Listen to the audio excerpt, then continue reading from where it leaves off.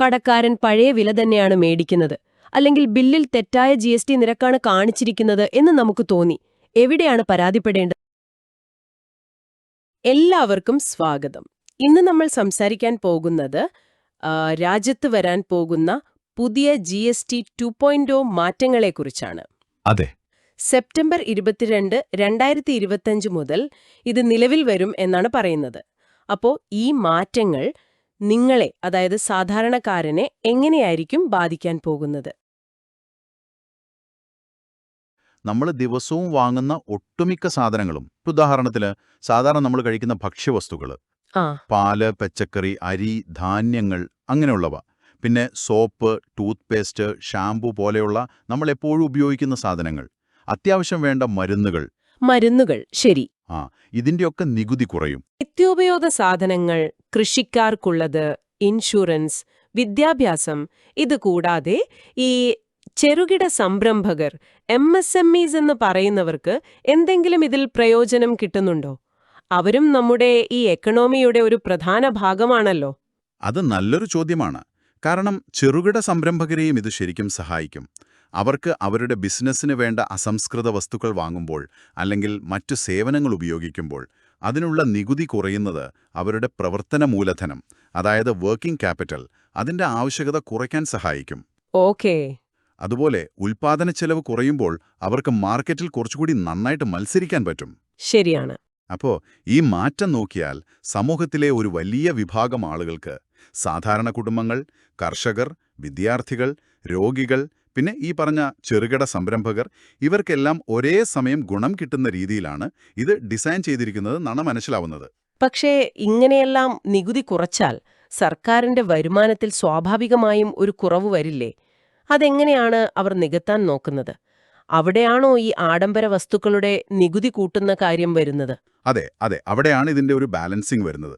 ഒരു ഭാഗത്ത് നികുതി കുറയ്ക്കുമ്പോൾ മറുഭാഗത്ത് ചില പ്രത്യേകതരം ഉൽപ്പന്നങ്ങൾക്ക് നികുതി വർദ്ധിപ്പിക്കുന്നു. പ്രധാനമായും ലക്ഷ്യമിടുന്നത് പുകയില ഉൽപ്പന്നങ്ങൾ, സിഗരറ്റ്, ബീഡി, അങ്ങനെയുള്ളവ. പിന്നെ ഈ കോളകൾ പോലുള്ള പഞ്ചസാര കൂടുതലടങ്ങിയ പാനീയങ്ങളുണ്ടല്ലോ, ഷുഗറി ഡ്രിങ്ക്സ്. ശരി. പിന്നെ വളരെ വില കൂടിയ ആഡംബര കാറുകൾ, ചില ലക്ഷറി സാധനങ്ങൾ, ഇവയൊക്കെയാണ് പ്രധാനമായും നോക്കുന്നത്. ഇവയെ 40% എന്ന ഏറ്റവും ഉയർന്ന ഒരു ടാക്സ് സ്ലാബിലേക്ക് മാറ്റാനാണ് നിർദ്ദേശം. 40%? അതെ. ഇതിനെ നമുക്ക് വേണമെങ്കിൽ ഈ സിൻടാക്സ് എന്നൊരു ആശയവുമായിട്ട് ചേർത്ത് വായിക്കാം. അതായത് ആരോഗ്യത്തിന് ഹാനികരമായതോ അല്ലെങ്കിൽ അത്ര അത്യാവശ്യമില്ലാത്തതോ ആയ ഉൽപ്പന്നങ്ങൾക്ക് കൂടുതൽ നികുതി ചുമത്തുക. ഓക്കേ. ഇതിലൂടെ രണ്ട് കാര്യങ്ങളാണ് ഉദ്ദേശിക്കുന്നത്. ഒന്ന്, ഇത്തരം സാധനങ്ങളുടെ ഉപയോഗം കുറച്ചൊന്ന് നിരുത്സാഹപ്പെടുത്തുക. രണ്ട്, ഈ സാധാരണ സാധനങ്ങളുടെ നികുതി കുറയ്ക്കുമ്പോൾ സർക്കാരിന് വരുമാനത്തിലൊരു കുറവുണ്ടാവുമല്ലോ, അതൊരു പരിധിവരെ ഇതിലൂടെ നികത്തുക. ശരി. അപ്പോൾ സാധാരണക്കാരന്റെ ഭാരം കുറയ്ക്കുന്നു, അതേസമയം ആഡംബരത്തിനും ആരോഗ്യത്തിന് അത്ര നല്ലതല്ലാത്തവയ്ക്കും കൂടുതൽ നികുതി. ഈ നികുതി കുറയ്ക്കുന്നതിന്റെ ഗുണം ശരിക്കും ഉപഭോക്താക്കളായ നമുക്ക് കിട്ടുമോ? അതാണ് പ്രധാനം. കടക്കാരും കമ്പനിക്കാരും ഈ വില കുറച്ചു തരുമോ? അതോ ഇത് പഴയ സ്റ്റോക്കാണ്, ഞങ്ങൾ കൂടിയ വിലയ്ക്ക് വാങ്ങിയതാണ് എന്നൊക്കെ പറഞ്ഞ് പഴയ വില തന്നെ വെക്കുവോ? ഇത് മിക്കവാറും എല്ലാവരുടെയും മനസ്സിലുണ്ടാവുന്ന ഒരു സംശയമാണ്. ഇതിനെ എങ്ങനെയാണ് നേരിടാൻ പറ്റുക? ഇതൊരു വളരെ വളരെ പ്രധാനപ്പെട്ട ഒരു ചോദ്യമാണ്. ഇത് തീർച്ചയായും ഒരു യാഥാർത്ഥ്യബോധത്തോടെ കാണേണ്ട സംശയം തന്നെയാണ്. കാരണം മുൻപ് GST വന്നപ്പോഴും ഇടയ്ക്ക് ചില നികുതികൾ കുറച്ചപ്പോഴും ഈ ഒരു പ്രശ്നം പലരും പറഞ്ഞിട്ടുണ്ട്. ശരിയാണ്. എന്നാൽ ഇതിനെ നേരിടാൻ നിയമപരമായിട്ട് ഒരു സംവിധാനമുണ്ട്. 2017 GST കൊണ്ടുവന്നപ്പോൾ തന്നെ അതിന്റെ കൂടെ കൊണ്ടുവന്നതാണ് CGST നിയമത്തിലെ സെക്ഷൻ 171, ആന്റി പ്രോഫിറ്റിയറിംഗ് വ്യവസ്ഥകൾ എന്നാണ് അതിന് പറയുക. ആന്റി പ്രോഫിറ്റിയറിംഗ് എന്താണത് കൃത്യമായി പറയുന്നത്? അത് വളരെ ലളിതമായി പറഞ്ഞാൽ, ഏതെങ്കിലും ഒരു സാധനത്തിനോ സേവനത്തിനോ സർക്കാർ നികുതി കുറച്ചാൽ, അല്ലെങ്കിൽ വ്യാപാരിക്ക് ഇൻപുട്ട് ടാക്സ് ക്രെഡിറ്റ് ITC വഴി എന്തെങ്കിലും അധിക ലാഭം കിട്ടിയാൽ അതിന്റെ മുഴുവൻ ഗുണവും വില കുറച്ചുകൊണ്ട് ഉപഭോക്താവിനെ കൈമാറണം. നിർബന്ധമായും.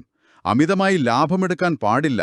ഇത് നിയമം അനുശാസിക്കുന്ന ഒരു കാര്യമാണ്, ഒരു ബാധ്യതയാണ്. അപ്പോ ഈ പഴയ സ്റ്റോക്ക് എന്ന വാദം കടക്കാർ എപ്പോഴും പറയുന്ന ഒന്നാണത്. അതിന് നിയമപരമായി നിലനിൽപ്പുണ്ടോ? ഇല്ല. ആ വാദത്തിന് നിയമപരമായി വലിയ പ്രസക്തിയൊന്നുമില്ല. കാരണം എന്താണെന്ന് വെച്ചാൽ, ഒരു കടക്കാരൻ പഴയ സ്റ്റോക്ക് കൂടിയ GST നിരക്കിൽ വാങ്ങിയിട്ടുണ്ടെന്ന് വെക്കുക. ഉം, എന്നാലും പുതിയ കുറഞ്ഞ നിരക്ക് നിലവിൽ വന്നതിന് ശേഷം ആ സ്റ്റോക്ക് വിൽക്കുമ്പോൾ അയാൾക്ക് നേരത്തെ അധികമായി അടച്ച ടാക്സ് ഉണ്ടല്ലോ, അത് ഇൻപുട്ട് ടാക്സ് ക്രെഡിറ്റ് ITC എന്ന് പറയും. അതുവഴി തിരികെ കിട്ടാനോ അല്ലെങ്കിൽ അയാളുടെ മൊത്തം നികുതി ബാധ്യതയിൽ നിന്ന് കുറയ്ക്കാനോ ഉള്ള സംവിധാനം GST നിയമത്തിൽ തന്നെയുണ്ട്. ഓഹോ, അപ്പൊ അവർക്ക് നഷ്ടം വരുന്നില്ല. ഇല്ല, അവർക്ക് യഥാർത്ഥത്തിൽ നഷ്ടം വരുന്നില്ല. ഇത് ലളിതമായി പറഞ്ഞാൽ കടക്കാരൻ സർക്കാരിന് മുൻകൂട്ടി അടച്ച ടാക്സ് തിരികെ കിട്ടുന്നതുപോലെയാണ്. അപ്പോൾ അവർക്ക് നഷ്ടമില്ല. അതുകൊണ്ട് ഈ പഴയ സ്റ്റോക്ക് എന്ന കാരണം പറഞ്ഞ് വില കുറയ്ക്കാതിരിക്കുന്നത് ശരിക്കും നിയമലംഘനമാണ്. അത് ഉപഭോക്താവിനെ ചൂഷണം ചെയ്യുന്നതിന് തുല്യമാണ്. ഇത് ശ്രദ്ധയിൽപ്പെട്ടാൽ അധികാരികൾക്ക് നടപടിയെടുക്കാൻ പറ്റും. ശരി, അപ്പൊ നിയമം നമ്മുടെ കൂടെയുണ്ട്. പക്ഷേ നിയമം മാത്രം പോരല്ലോ, അത് നടപ്പാക്കുന്നുണ്ടെന്ന് നമ്മൾ ഉറപ്പാക്കണ്ടേ? നമ്മൾ ഉപഭോക്താക്കൾ എന്ന നിലയ്ക്ക് എന്താണ് ചെയ്യേണ്ടത്? ഈ ഗുണം നമുക്ക് കിട്ടുന്നുണ്ടെന്ന് എങ്ങനെ ഉറപ്പിക്കാം? ഇവിടെയാണ് ഉപഭോക്താക്കൾക്കൊരു ജാഗ്രത വളരെ പ്രധാനപ്പെട്ടതാകുന്നത്. നമ്മൾ കുറച്ചു കാര്യങ്ങൾ ശ്രദ്ധിക്കണം. ഒന്നാമത്തെ കാര്യം, എന്ത് സാധനം വാങ്ങിയാലും അത് ചെറുതായാലും വലുതായാലും കൃത്യമായ ബില്ല് അഥവാ ടാക്സ് ഇൻവോയ്സ് ചോദിച്ചു വാങ്ങുക. അത് പ്രധാനമാണ്. അതൊരു ശീലമാക്കണം. പലപ്പോഴും നമ്മൾ ചെറിയ കടകളിൽ നിന്നൊക്കെ വാങ്ങുമ്പോൾ ബില്ല് ചോദിക്കാൻ മടിക്കും. പക്ഷെ അത് അത്യാവശ്യമാണ്. ശരി, ബില്ല് കിട്ടി. ഇനി അതിലെന്താണ് നോക്കേണ്ടത്? ബില്ല് കിട്ടിയ വെറുതെ പോക്കറ്റിലിട്ടാ പോരാ, അത് ശ്രദ്ധിച്ചു നോക്കണം. അതിലോരോ സാധനത്തിനും എത്രയാണ് GST നിരക്ക് റേറ്റ് ഈടാക്കിയിരിക്കുന്നത് എന്ന് വ്യക്തമായിട്ട് എഴുതിയിട്ടുണ്ടാവും. ഉണ്ടാവും. ഈ നിരക്ക് പുതിയ നിയമമനുസരിച്ച് ശരിയായ നിരക്കാണോ എന്ന് നമ്മൾ ഉറപ്പുവരുത്തണം. ആ നിരക്ക് ശരിയാണോ എന്ന് ഞാനിപ്പോ ഒരു സാധാരണക്കാരൻ, എനിക്ക് എങ്ങനെ മനസ്സിലാക്കാൻ പറ്റും? അതിനാണ് സർക്കാർ സംവിധാനങ്ങളുള്ളത്. CBIC, അതായത് central board of indirect taxes and customs. ആ, അവരുടെ വെബ്സൈറ്റ് ഉണ്ട്, www.cbsic.gov.in. ഈ വെബ്സൈറ്റിൽ എല്ലാ സാധനങ്ങളുടെയും സേവനങ്ങളുടെയും ഏറ്റവും പുതിയ GST നിരക്കുകൾ അവർ പ്രസിദ്ധീകരിക്കും. ഒരുപക്ഷെ മൊബൈൽ ആപ്പുകളും ഉണ്ടാവാം. ഓക്കെ. അപ്പോൾ നമ്മൾ വാങ്ങിയ സാധനത്തിന്റെ പേരോ അല്ലെങ്കിൽ അതിന്റെ HSN കോഡോ വെച്ച് ഈ വെബ്സൈറ്റിൽ നോക്കിയാൽ അതിന്റെ ശരിയായ നികുതി നിരക്ക് എത്രയാണെന്ന് നമുക്ക് അറിയാൻ പറ്റും. ശരി. അപ്പോൾ ബില്ലിലെ നിരക്കും ഈ വെബ്സൈറ്റിലെ നിരക്കും ഒന്നാണോ എന്ന് ഒത്തുനോക്കണം. ഇനി അഥവാ വ്യത്യാസമുണ്ട്, കടക്കാരൻ പഴയ വില തന്നെയാണ് മേടിക്കുന്നത്, അല്ലെങ്കിൽ ബില്ലിൽ തെറ്റായ GST നിരക്കാണ് കാണിച്ചിരിക്കുന്നത് എന്ന് നമുക്ക് തോന്നി, എവിടെയാണ് പരാതിപ്പെടേണ്ടത്? പരാതിപ്പെടാൻ ഒന്നിലധികം വഴികളുണ്ട്. കേന്ദ്രതലത്തിൽ national anti profiteering authority NAA എന്നൊരു ബോഡി ഉണ്ടായിരുന്നു.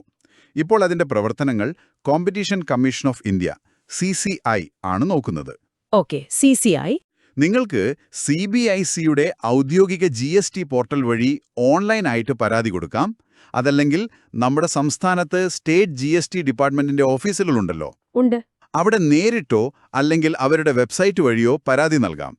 ഇതൊന്നും കൂടാതെ ഉപഭോക്താക്കളുടെ അവകാശങ്ങൾ സംരക്ഷിക്കാൻ നമുക്ക് ഉപഭോക്തൃ സംരക്ഷണ നിയമം 2019 ഉണ്ട്. അതനുസരിച്ച് ജില്ലാ, സംസ്ഥാന, ദേശീയ തലങ്ങളിലുള്ള ഉപഭോക്തൃ കോടതികളെയും സമീപിക്കാം. അപ്പോൾ പല വഴികളുണ്ട് പരാതിപ്പെടാൻ. പരാതിപ്പെട്ടാൽ നടപടിയെടുക്കുമോ? എന്തെങ്കിലും ഉറപ്പുണ്ടോ? സർക്കാർ പറയുന്നത് ഈ നിയമം കർശനമായി നടപ്പാക്കുമെന്ന് തന്നെയാണ്. ഈ ആന്റി പ്രോഫിറ്റിയറിംഗ് നിയമം ലംഘിച്ചു എന്ന് കണ്ടെത്തിയാൽ അവർ അമിതമായി ഈടാക്കിയ തുക പലിശയടക്കം ഉപഭോക്താവിന് തിരികെ കൊടുക്കാൻ ഓർഡറിടാനും വലിയ പിഴ ചുമത്താനും, ചില ഗുരുതരമായ കേസുകളിൽ ആ സ്ഥാപനത്തിന്റെ GST രജിസ്ട്രേഷൻ തന്നെ റദ്ദാക്കാനും അധികാരികൾക്ക് അധികാരമുണ്ട്. ഓഹോ. അതുകൊണ്ട് നിയമം പാലിക്കപ്പെടുന്നുണ്ടെന്ന് ഉറപ്പാക്കാൻ ശക്തമായ നിരീക്ഷണ സംവിധാനം ഉണ്ടാവും എന്ന് തന്നെയാണ് പ്രതീക്ഷിക്കേണ്ടത്. പക്ഷേ ഞാൻ നേരത്തെ പറഞ്ഞ പോലെ ഇതിന്റെ ആദ്യത്തെ സ്റ്റെപ്പ് ഉപഭോക്താക്കളുടെ ഭാഗത്തു നിന്നുള്ള ജാഗ്രതയാണ്. ആവശ്യമെങ്കിൽ പരാതിപ്പെടാനുള്ള ഒരു മനസ്ഥിതിയും വേണം. അപ്പൊ ചുരുക്കി പറഞ്ഞാൽ ഈ GST 2.0 മാറ്റങ്ങൾ സാധാരണക്കാരന്റെ ജീവിതം കുറച്ചുകൂടി എളുപ്പമാക്കാനും ടാക്സ് സിസ്റ്റം കുറച്ചുകൂടി ലളിതമാക്കാനും ലക്ഷ്യമിട്ടിട്ടുള്ളതാണ്. അതെ. അതേസമയം ഈ അധിക ലാഭം എടുക്കുന്ന പരിപാടി തടയാൻ നിയമപരമായ ഒരു സംരക്ഷണം നമുക്കുണ്ട്. പക്ഷെ അതിന്റെ ഗുണം മുഴുവനായിട്ട് കിട്ടണമെങ്കിൽ നമ്മൾ ഉപഭോക്താക്കളും കുറച്ചൊന്ന് ശ്രദ്ധിക്കണം, അറിഞ്ഞിരിക്കണം. അല്ലേ? അതെ, അതാണ് അതിൻ്റെ ഒരു കാതൽ. ലക്ഷ്യങ്ങൾ വളരെ നല്ലതാണ്. അതിനെ സപ്പോർട്ട് ചെയ്യാൻ നിയമപരമായ ഒരു ചട്ടക്കൂടുമുണ്ട്. ഇവ രണ്ടും വിചാരിച്ച പോലെ നടന്നാൽ ജീവിത ചെലവ് കുറയും, അത്യാവശ്യ സേവനങ്ങളൊക്കെ കൂടുതൽ ആളുകൾക്ക് പ്രാപ്യമാകും, കർഷകർക്കും ചെറുകിട വ്യവസായങ്ങൾക്കും ഒരു സഹായമാകും. പക്ഷേ ഇതിന്റെ ഒരു വിജയമെന്ന് പറയുന്നത് ഈ നിയമം ഇത്രത്തോളം കാര്യക്ഷമമായിട്ട് താഴെത്തട്ടിൽ നടപ്പാക്കുന്നു എന്നതിനെയും നമ്മൾ ഉപഭോക്താക്കൾ എത്രത്തോളം നമ്മുടെ അവകാശങ്ങളെപ്പറ്റി ബോധവാന്മാരായി അതിനുവേണ്ടി സംസാരിക്കുന്നു അല്ലെങ്കിൽ നിലകൊള്ളുന്നു എന്നതിനെയും ആശ്രയിച്ചിരിക്കും. അപ്പോ ഇന്നത്തെ നമ്മുടെ ഈ ഒരു വിശകലനത്തിൽ നിന്ന് വ്യക്തമാകുന്നൊരു കാര്യം GST 2.0 സാധാരണക്കാരന് ഗുണം ചെയ്യണമെന്ന ഉദ്ദേശത്തോടെ വരുന്ന ഒരു വലിയ മാറ്റം തന്നെയാണ്. നിത്യോപയോഗ സാധനങ്ങൾക്ക് വില കുറയുന്നത് എന്തായാലും എല്ലാവർക്കും സന്തോഷം നൽകുന്ന ഒരു വാർത്തയാണ്. തീർച്ചയായും. പക്ഷേ ഈ ഒരു ആനുകൂല്യം വെറും കടലാസിൽ മാത്രം ഒതുങ്ങിപ്പോകാതെ നമ്മുടെയൊക്കെ പോക്കറ്റിലെത്തുന്നുണ്ടെന്ന് ഉറപ്പാക്കേണ്ടത് നമ്മൾ ഓരോരുത്തരുടെയും ഒരു കൂട്ടായ ഉത്തരവാദിത്വം കൂടിയാണ്. തീർച്ചയായും. ഈ ബില്ല് ചോദിച്ചു വാങ്ങുന്നതും റേറ്റ് നോക്കുന്നതും ആവശ്യമെങ്കിൽ പരാതിപ്പെടുന്നതുമൊക്കെ വളരെ പ്രധാനപ്പെട്ട കാര്യങ്ങൾ തന്നെ. പക്ഷേ അതിനപ്പുറത്തേക്ക് ഒരു കാര്യം കൂടി നമ്മൾ ആലോചിക്കുന്നത് നന്നായിരിക്കും. എന്താണത്? ഈ ലേഖനത്തിൽ നേരിട്ട് പറയാത്തൊരു കാര്യമാണത്. അതായത് ഇത്രയും വലിയൊരു ടാക്സ് ഘടനയിൽ മാറ്റം വരുമ്പോൾ ദീർഘകാല അടിസ്ഥാനത്തിൽ നോക്കിയാൽ ഇത് നമ്മുടെ എല്ലാം സാധനങ്ങൾ വാങ്ങുന്ന രീതികളെ, അതായത് കൺസ്യൂമർ സ്പെൻഡിംഗ് പാറ്റേൺസ്, അതിനെ എങ്ങനെയായിരിക്കും സ്വാധീനിക്കുക? ശരിയാണ്. വില കുറയുന്നതുകൊണ്ട് ചില സാധനങ്ങൾ നമ്മൾ കൂടുതൽ വാങ്ങുമോ, അതോ നമ്മൾ ആ മിച്ചം പിടിക്കുന്ന പൈസ വേറെ കാര്യങ്ങൾക്ക് വേണ്ടി മാറ്റിവെക്കോ? അതുപോലെ ബിസിനസ്സുകൾ അവരുടെ വില നിർണ്ണയിക്കുന്ന രീതികൾ, പ്രൈസിംഗ് സ്ട്രാറ്റജീസ്, അതിലെന്തു മാറ്റം വരുത്തും? കുറഞ്ഞ നികുതി എന്നത് കൂടുതൽ കച്ചവടത്തിലേക്ക് മാറ്റാൻ അവർ ശ്രമിക്കുമോ, അതോ ലാഭത്തിന്റെ മാർജിൻ കൂട്ടാനായിരിക്കും അവർ ശ്രമിക്കുക? ഇതൊക്കെ ഈ മാറ്റത്തിന്റെ ഒരു തുടർച്ചയായിട്ട് നമ്മൾ ശ്രദ്ധിക്കേണ്ട ചില കാര്യങ്ങളാണ്. ഒരുപക്ഷേ ഇത് നിങ്ങൾക്ക് തുടർന്ന് ചിന്തിക്കാനും ചുറ്റും നടക്കുന്ന കാര്യങ്ങൾ നിരീക്ഷിക്കാനുമുള്ള ഒരു വിഷയമായിട്ടെടുക്കാം. വളരെ പ്രസക്തമായ ഒരു ചിന്തയാണ്. ഈ പുതിയ GST മാറ്റങ്ങളെക്കുറിച്ച് ഇത്രയും വിശദമായിട്ട് സംസാരിക്കാൻ ഞങ്ങളോടൊപ്പം സമയം കണ്ടെത്തിയതിന് നന്ദി. നന്ദി. അടുത്ത തവണ പുതിയൊരു വിഷയവുമായി നമുക്ക് വീണ്ടും കാണാം.